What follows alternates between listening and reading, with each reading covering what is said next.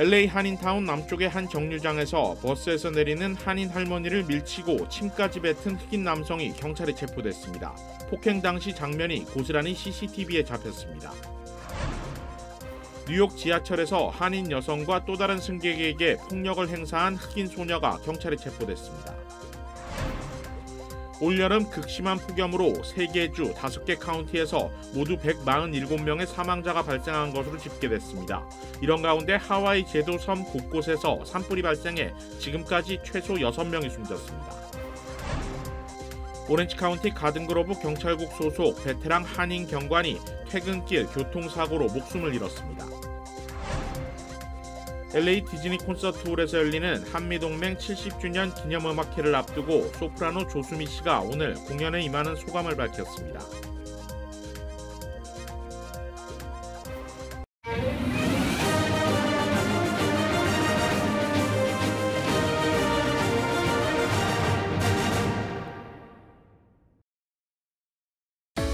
한미은행이 꿈을 미래로 이어갑니다. 꿈을 도전으로, 도전을 기회로, 기회를 미래로. 당신에겐 언제나 한미은행이 있습니다. Bank on your dreams. 한미은행. 시청자 여러분 안녕하십니까? KBS 아메리카 뉴스입니다. 한인 할머니가 버스에서 내리려는 순간 흑인 남성이 뒤에서 강하게 밀어 경찰이 출동하는 사건이 발생했습니다. 이 흑인 남성, 쓰러진 할머니에게 침까지 뱉었습니다. 어제 오후 2시 43분 버스 한 대가 버먼트와 24가에 위치한 버스 정류장에 들어섭니다. 승객 한 명이 내리고 이어 버스에서 뚝 떨어지듯 한인 할머니가 바닥에 강하게 쓰러집니다. 이때 버스에서 내린 흑인 남성은 할머니 얼굴에 침까지 뱉습니다. 뒤따라 내린 히스패닉 남성 2명이 흑인을 밀치자 도주했습니다. 경찰은 피해자가 1940년생 한인으로 이름은 공개하지 않았습니다. 경찰과 응급대원들이 도착하기까지 할머니는 10여 분 동안 그대로 바닥에 쓰러져 있었습니다. 사건이 발생한 현장에 한인 마켓이 있어 할머니는 도움을 받을 수 있었습니다. 한인 마켓 주인은 응급대원과 한인 할머니의 소통을 도왔고 경찰의 증거자료가 될 CCTV 영상도 제공했습니다. 할머니를 도운 한인은 누구나 도왔을 일을 한 것이라며 얼굴까지 나가는 것은 부끄럽지만 사건 당시를 기억하면 너무 충격적이었다고 설명했습니다. 땅에 있는 할머니한테 침까지 뱉고 그러더라고요. 그래서 그게 더 열이 많이 나더라고요. 할머니를 밀고 길 건너편 잭인더박스로 도망친 흑인 남성은 히스패닉 남성 2명에 의해 붙잡혔습니다.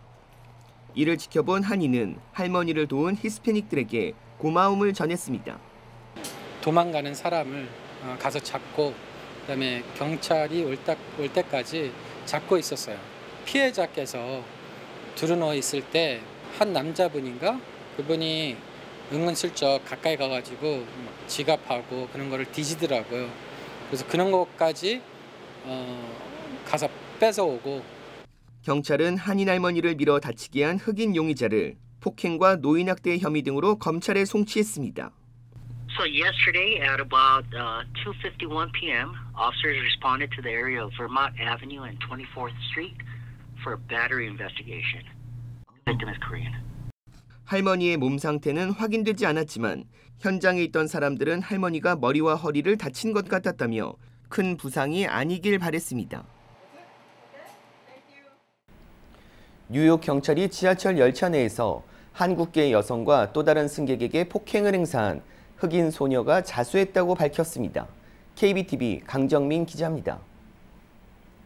NYPD는 소녀가 사건 이틀 뒤인 어제 경찰서를 찾아 자수했으며 2건의 폭행 혐의를 받는다고 밝혔습니다. 지난 6일 뉴욕 지하철에서 10대 소녀가 아시아계 부부를 공격하는 사건이 발생했는데 이들은 미국 시민권자로 11세 쌍둥이 딸을 동반한 상태였고 부인은 한국계인 것으로 알려졌습니다. NYPD와 피해자 인터뷰 등에 따르면 피해 아시아는 네바다주에서 뉴욕을 방문했으며 한국계 여성인 수영은 은퇴한 의사라고 온라인 매체 더 메신저는 전했습니다. 영은 이날 열차 건너편 좌석에 앉은 10대 소녀 3명이 큰 소리로 웃는 것을 듣고 무심코 고개를 들었다가 봉변을 당했습니다. 영이 그들을 바라보자 더 크게 웃기 시작했는데 영이 그들의 행동을 정확히 따라하며 웃자 소녀들은 악담을 퍼붓고 너희 나라로 돌아가라 등 발언을 쏟아낸 것으로 알려졌습니다. 이 같은 상황은 같은 차량에 탑승한 승객 조안나 린의 휴대전화에 그대로 녹화됐으며 자신들의 모습을 녹화 중이라는 것을 알아챈 10대 소녀 중 한 명은 린에게 폭행을 가했습니다. 이에 수영이 린을 보호하기 위해 뛰어들자 이 소녀는 영에게도 폭력을 행사했습니다. 폭행은 지하철이 다음 역에 정차할 때까지 계속된 것으로 알려졌으며 지하철이 정차하자 다른 승객들이 피해자 보호를 위해 하차를 도왔습니다. NYPD는 이 사건을 인종차별을 기반한 혐오 범죄로 보고 수사하고 있습니다. 다만 피해를 본 수영은 이를 인종에 대한 적대감에서 비롯한 혐오 범죄로 보지 않는다고 밝혔습니다. 영은 그들은 아주 어린 소녀들이라며 법 집행을 떠나 우리가 사회 및 공동체로서 모두에게 책임을 물을 필요가 있다고 말했습니다. KBTV 뉴스 강정민입니다. 지난 6월 말부터 기온이 기록적인 수준으로 치솟고 7월에도 대부분의 지역에서 폭염이 지속돼 다수의 사망자가 발생했습니다. 올 여름 계속된 극심한 폭염에 현재 애리조나주 피마 카운티에서 64명, 애리조나주 마리코파 카운티에서 39명, 네바다주 클라크 카운티에서 26명 등이 사망해 3개 주 5개 카운티에서만 147명이 사망한 것으로 조사됐습니다. 애리조나주 피닉스 카운티는 6월부터 7월까지 31일 연속으로 기온이 섭씨 43.3도를 넘어 미국 도시 중 가장 더운 달을 기록했습니다. 마리코파 카운티에서는 아직 사인을 조사 중인 312명의 사망자가 있으며 결과에 따라 폭염 관련 사망자가 더 늘어날 수 있어 전문가들은 실제 폭염으로 인한 사망자 수가 보고된 것보다 훨씬 많을 것이라고 전했습니다. 한 남성이 아버지의 유해를 뿌리기 위해 유타주의 한 국립공원을 찾았다가 숨진 채 발견됐습니다. 텍사스에 사는 63살 제임스 버나드 헤드릭스가 유타주의 유명 국립공원에서 아버지의 화장된 유골을 뿌리려다 열사병으로 사망했습니다. 그는 아버지의 유골을 뿌리기 위해 서부 여행을 하고 있었던 것으로 알려졌습니다. 헤드릭스는 지난 28일 SNS를 통해 아치스 국립공원에 들어갈 계획이라면서 이곳은 생전에 아버지가 가장 좋아했던 곳이라고 전했습니다. 그리고 1일 아치스 국립공원 내에서 숨진 채 발견됐습니다. 공원 관계자는 시신 옆에 바닥난 생수통이 있었다고 말했습니다. 공원 측은 헤드릭스가 아버지의 유해를 뿌리려다 날씨가 너무 더워 열사병으로 숨진 것으로 보고 있습니다. 하와이 제도에서 허리케인 여파로 인해 산불이 발생해 크게 번지고 있습니다. 특히 마우이 섬에서는 지금까지 6명이 숨졌는데 일부 주민들은 불을 피해 바다로 뛰어드는 일까지 벌어졌습니다. 이영현 기자의 보도입니다. 현지 시각 9일 미국 하와이 제도 섬 곳곳에 산불이 발생했습니다. 최악의 피해는 마우이 섬 북서쪽 끝에 있는 인구 12,000명의 관광도시 라하이나에서 발생하고 있습니다. 산불이 도심까지 내려와 주택가와 상점 등을 태워 주민과 관광객들에게 긴급 대피령이 내려졌습니다.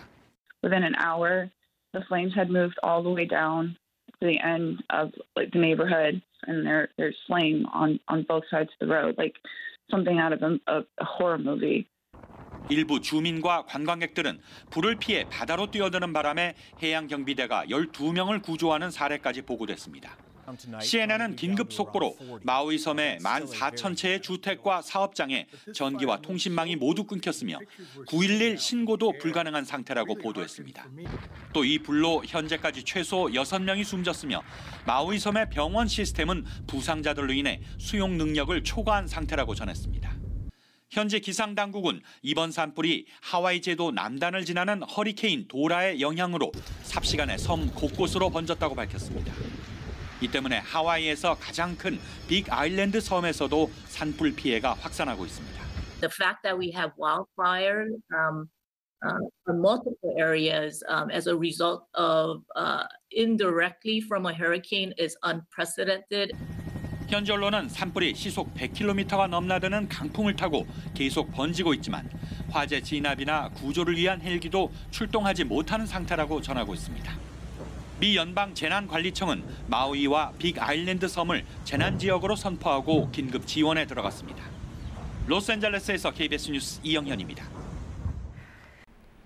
내년 11월 대선을 앞두고 공화당의 경선 후보가 8명으로 확정돼 가고 있는 가운데 도널드 트럼프 전 대통령이 당내 경선 TV 토론회에 불참할 것을 선언했습니다. KBTV 전상희 기자입니다. 공화당 대선 경선을 주관하는 당 전국위원회에 따르면 20개 주에서 최소 200명씩 4만 명의 기부자를 확보하고 전국 단위 여론조사 3곳에서 최소 1% 이상 지지율을 확보해야 당내 경선에 참여할 수 있습니다. 지금까지 이 기준을 충족한 후보는 트럼프와 마이크 펜스 전 부통령, 론 디센티스 플로리다 주지사, 사업가 비벡 라마스와미, 니키 헤일리 전 유엔 대사, 팀 스콧 상원 의원, 크리스 크리스티 전 뉴저지 주지사, 더그 버검 노스다코타 주지사 등 8명입니다. 한편 트럼프 전 대통령은 뉴햄프셔주에서 열린 유세 중 토론에 참여하지 않을 방침을 시사했으며 트럼프 대선 캠프도 지지자들에게 보낸 이메일에서 공화당 경선에서 토론해야 할까 아니면 다른 후보들이 TV에서 서로 공격하도록 내버려 두고 비뚤어진 조 바이든 대통령을 해임하고 백악관을 탈환하는 진짜 임무에 집중해야 할까라고 물었습니다.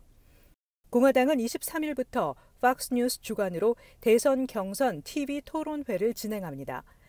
내년 1월 15일 아이오와주를 시작으로 6월까지 주별 경선을 진행한 뒤 7월 밀워키에서 열릴 전당대회에서 대선 후보를 공식 선출할 예정입니다. 공화당 내 트럼프 쏠림 현상은 갈수록 심해지고 있습니다. 펜스 전 부통령의 보좌관을 지낸 키스 켈로그는 트럼프에 대한 지지 선언을 하고 트럼프가 만든 소셜미디어인 트루스 소셜을 통해 트럼프는 흔들리지 않는 결단력, 미국에 대한 깊은 비전, 용기를 가진 인물이며 일관되게 미국을 우선시했다고 지지 이유를 밝혔습니다. 트럼프 전 대통령과 지지율 격차를 좁히지 못하는 디센티스 주지사는 선거 캠프 책임자를 전격 교체하며 분위기 반전을 모색하고 있습니다. KBTV 뉴스 전상입니다. 바이든 행정부가 중국 첨단 산업에 대한 미국 투자를 막는 행정명령을 발표했습니다. 중국의 반발이 예상됩니다. 이정민 기자가 보도합니다. 미국 정부가 미국 기업과 개인의 투자를 막겠다고 발표한 중국의 첨단 기술은 모두 3개 분야입니다. 중국의 첨단 반도체와 양자 컴퓨팅, 인공지능 등 3개 분야에 대한 투자를 금지하겠다고 밝혔습니다. 이들 분야에 대해 중국에서 투자를 진행하려면 의무적으로 미국 재무부에 사전 신고해야 하고 투자 가능 여부도 재무부가 결정합니다. 미국 정부는 이번 조치를 미국 투자가 중국의 군사기술 강화를 돕는 걸 막기 위한 안보적 조치라고 설명했습니다.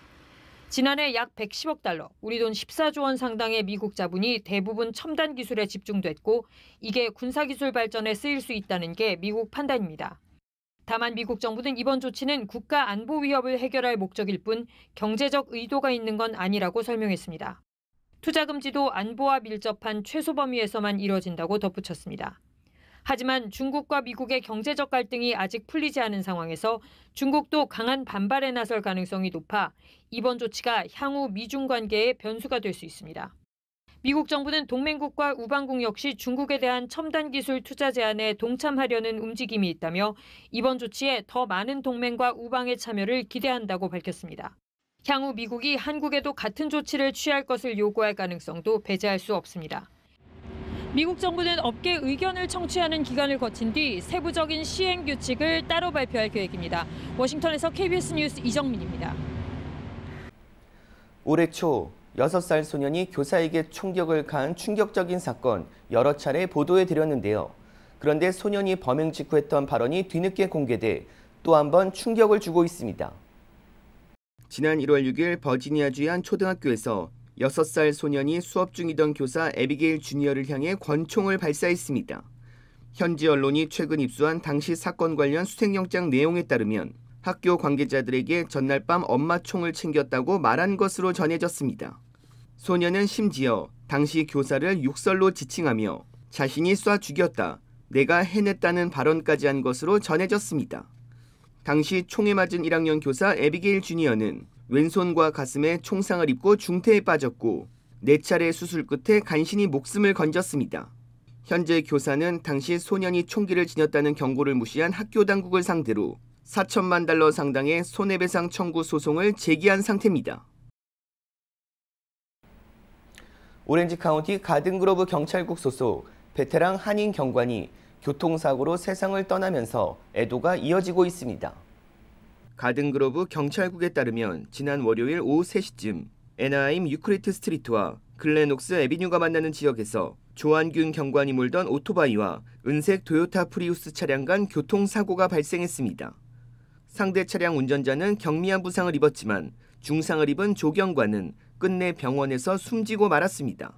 현재까지 자세한 사고 원인은 공개되지 않았는데 음주 관련은 아닌 것으로 전해졌습니다. 고 조한준 경관은 가든그로브 경찰국에서 28년간 근무한 베테랑 경관으로 현재 클라우드 펀딩 사이트 고펀드미에서는 조 경관의 죽음을 애도하고 유족들을 돕기 위한 후원금 모금이 진행 중입니다. 한미동맹 70주년과 한인이민 120주년을 기념하는 음악회가 LA에서 열립니다. 메인을 장식할 세계적인 소프라노 조수미 씨가 오늘 공연에 앞서 소감을 밝혔는데요. 윤범수 기자가 만나봤습니다. 8년 만에 LA에 돌아온 천상의 목소리. 소프라노 조수미 씨에게 로스앤젤레스는 감회가 깊은 곳입니다. 로스앤젤레스는 저한테 너무나 많은 혜택과 기회를 준 곳이에요. 그 LA 뮤직센터에서도 자주 노래를 했었고 뭐 헐리우드 볼이라든지 또 그래서 굉장히 저로서는 약간 집에 온 느낌? 그런 느낌이 굉장히 강한 곳이에요. 1986년 데뷔 이후 40년 가까이 세계적인 소프라노로 또 한국 문화를 알려온 선구자로 활동해온 조수미 씨에게도 이번 공연은 특별한 의미가 있습니다. 86년에 제가 속으로 외쳤던 게 코리아 퍼스트였거든요. 우리나라가 잘 돼야 한다. 그래야지 해외뿐만 아니라 우리나라 전체가 올라간다. 그래서 코리아 퍼스트를 항상 외치고 제 커리어나 뭐 퍼포먼스도 중요했지만 항상 우리나라에 뭔가 일이 생긴다 그러면 정말 뛰쳐나가는 정도로 제가 너무 그걸 느꼈기 때문에 그래서 지금 우리나라가 정말 너무나 대단한 나라로 발전되어 있다는 것을 지금 다시 한번 한미동맹 70주년과 한인이민 120주년을 기념하는 이번 공연에서 조수미 씨는 음악을 통해 오늘을 이끌어온 세대들에게 감사를 또 새로운 70년을 이끌어갈 미래 세대들에게는 희망을 선사하겠다는 각오입니다. 이 같은 마음을 담아 이번 공연 출연료 일부도 미래의 음악가들을 위해 기부하기로 했습니다. 좀 더 세계에서 반짝이고 또 많은 세계 사람들이 우리나라를 사랑하고 또 좋아할 수 있도록 저는 제 음악 부분에서 최선을 다할 거고요. 정말 최선을 다해서 멋진 모습으로 여러분들께 저의 사랑과 또 여러분에 대한 정말 저의 감사함을 드리고 싶습니다. LA 한국문화원과 미국을 대표하는 공연예술단체인 뮤직센터가 공동으로 주최하는 한미동맹 70주년 공연 하모니 포 더 퓨처는 오는 금요일 저녁 8시 월트 디즈니 콘서트홀에서 열립니다. 소프라노 조수미 씨를 비롯해 세계 정상급 발레 공연과 국립전통예술고등학교 공연단의 수준 높은 K 국악이 펼쳐질 예정입니다. KBS 뉴스 윤범수입니다. 이기철 재외동포청장이 오늘 뉴욕에 도착해 일주일 방미 일정을 시작했습니다. 재외동포청은 이기철 청장이 오는 10일 오후 6시 LA 한인타운 용수산에서 동포 간담회를 개최한다고 밝혔습니다. 이날 이 청장은 한인들과 만나 동포사회의 여론을 수렴할 예정입니다. 이 청장은 LA에서 3박 4일 머물며 주요 행사에 참석합니다. LA 총영사관에서 기자 간담회를 진행하고 도산 동상 건립 22주년 기념식도 참석할 예정입니다. 뉴욕시 곳곳에 불법적인 성매매 업소가 빠르게 생겨나고 있습니다. 이에 지역 주민들이 강력한 단속을 촉구하고 나섰습니다. KBTV 김은지 기자가 보도합니다. 뉴욕주 내 성매매 단속이 10년 새 느슨해진 것으로 조사됐습니다. 2012년 1,300건이 넘던 불법 성매매 관련자 체포가 10년 새 한 자릿수로 줄었습니다. 최근 롱아일랜드뿐 아니라 퀸즈 지역에도 불법적인 성매매 업소가 급증하고 있습니다. 뉴욕시경은 수요가 많기 때문에 불법 업소가 급속히 늘고 있는 것이라고 분석했습니다. 하지만 여성 인권단체 및 인근 주민들은 자녀와 오가며 매매 업소를 보게 되는데 볼 때마다 민망한 상황이라며 하소연했습니다. 또 성매매 알선업자들이 청소년들에게마저 매매를 부추기고 있어 인근 주민들은 생활하기 너무 우려스럽고 유해한 환경이라고 지적했습니다. 이어 뉴욕시 정부 차원에서 강력한 단속에 나서야 한다고 촉구했습니다. 인권단체들은 리더십의 실패라며 주거단지에 이렇듯 불법적인 성매매업소가 성행하는 것은 제대로 단속이 이뤄지지 않고 있기 때문이라고 꼬집었습니다. 특히 성매매 피해 여성들은 알선업자들이 미성년자를 강제로 인신매매한 뒤 성매매 시장에 팔아넘기는 경우가 많다며, 하지만 성매수자들은 여성들이 청소년인지 자의로 매매업을 하고 있는지 등에는 관심이 없다며 사각지대에서 신음하는 성매매 피해자들을 구해낼 방법 역시 모색해야 한다고 촉구했습니다. 이에 뉴욕시경은 롱아일랜드 일대 및 퀸즈 지역에 대한 순찰을 강화할 것이라고 밝혔으며, 에릭 애덤스 뉴욕시장은 직접 현장을 방문해 사태 파악에 나서고 있습니다. KBTV 뉴스 김은지입니다. 캘리포니아주에서 저소득층 식비 지원 프로그램인 캘프레시에 대한 수요는 계속 늘고 있지만 정작 혜택은 줄고 있다는 지적이 나왔습니다. 비영리 언론재단 캘매터스는 지난 3월 캘프레시 팬데믹 추가 지원금이 끊기면서 저소득층을 중심으로 식량 불안정 상태가 심화되고 있다고 지적했습니다. 팬데믹 기간 캘프레시 추가 지원금으로 인해 1인당 월 214달러를 받았지만 지난 5월부터 수혜 금액은 179달러로 약 16% 감소했습니다. 캘리포니아주에서 276만여 명이 캘프레시의 혜택을 받고 있습니다. 이는 지난해 272만여 명보다 늘어난 것으로 수요는 증가하는데 혜택은 축소되고 있습니다. 캘리포니아 푸드뱅크 협회는 카운티별 식량 불안정 수치로 LA는 31%로 나타나 주 평균 20%보다 높고 오렌지 카운티 22%보다 식량 불안정 상태가 심각하다고 설명했습니다. 전문가들은 식량 불안정 상태를 줄이려면 캘프레시 신청 절차를 간소화해야 한다고 주장했습니다.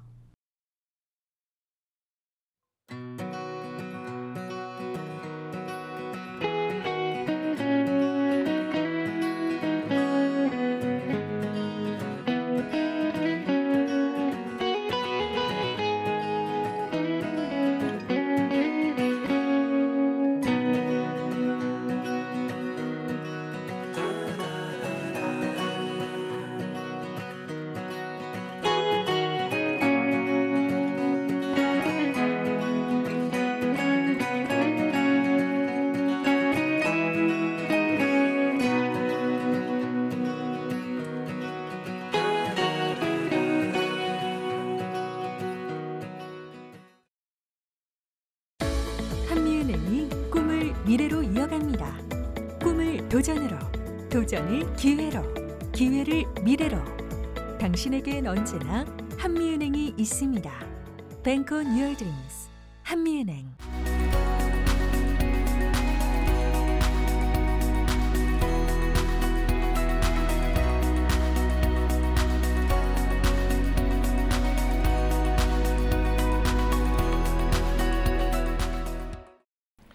KBS 아메리칸 뉴스 마칩니다. 시청해 주셔서 고맙습니다.